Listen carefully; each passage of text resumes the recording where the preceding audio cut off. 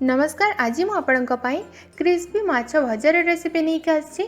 या बनवाई आपन को बहुत ही कम समय लगे आ बनवा जी खावा से टेस्टी लगी थाए। आपन या खाली मुहर एमती सालाड सहित भी खाई पारे ना तो आपन या पखाड़ा ना गरम भात सहित साइड डिश हिसाब से खाई पारे। या बनवा जी खावाई मत बहुत टेस्ट लगी थाए। ये पूरा भीतर सॉफ्ट होता है जहाँ खावाई बहुत टेस्ट लगे। तो चलते डेरी नक टेस्टी और क्रिस्पी माछ भजा बनवा स्टार्ट करवा। माछ भजा बनवाई मुझे माछ नहीं मुझे रोही माछ नहीं आपड़ जेकोसी माछ यूज करेंगे। तो वाश कर मेरीनेट करवा। तो प्रथम ए गोटे छोट चामच सोरिष पेस्ट ऐड करेंगे, गोटे छोट चामच अदा रसुण पेस्ट, तापर 1/3 छोट चामच जीरा गुंड पकेबे। मसला सब पूरा कम देबे। 1/3 छोट चामच धनिया गुंड, 1/3 छोट चामच हलदी गुंड, तापर 1/3 छोट चामच पकेबे लंका गुंड, तापर एथिरे स्वाद अनुसार लुण ऐड करेंगे। एबे एथिरे पकेबे अधा लेंबूर रस। तो चिपुड़ी की लेंबू रस ऐड करदेबे। तापर एथिरे 1/3 छोट चामच गोलमरीच गुंड ऐड करेंगे।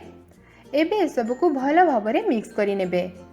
एमती मिक्स करेंगे जेमती माछर सबू साइड रे मसला भल भाव में कोट हो पार। तो ये मिक्स हो गले या 10 मिनिट रखीदेवे एमती। तापर या भाजिबा। माछ को फ्राए करने मुझे रिफाइंड तेल को गरम कर तेल गरम हो सारापर ए मेरीनेट करके रखि माछ को पकेबे। तो एमती टिके कवर करदेवे ना तेलर छीटा आपण फेस उपर पड़ पारे।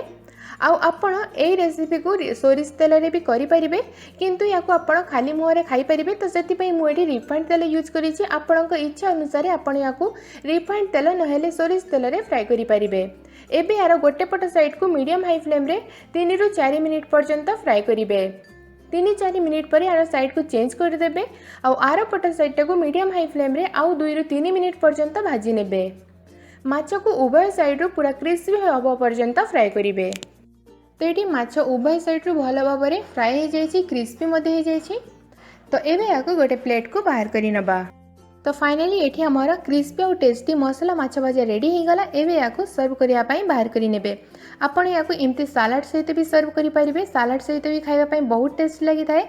ना तो आपण या पखाड़ ना गरम भात सहित साइड डिश हिसाब से खाई पारे। तो आपण भी यही प्रोसेस रे मसला माछ भजा बनातु। आ केमिति लागुछि निज एक्सप्रेस मो सहित कमेंट करके शेयर करंतु। धन्यवाद।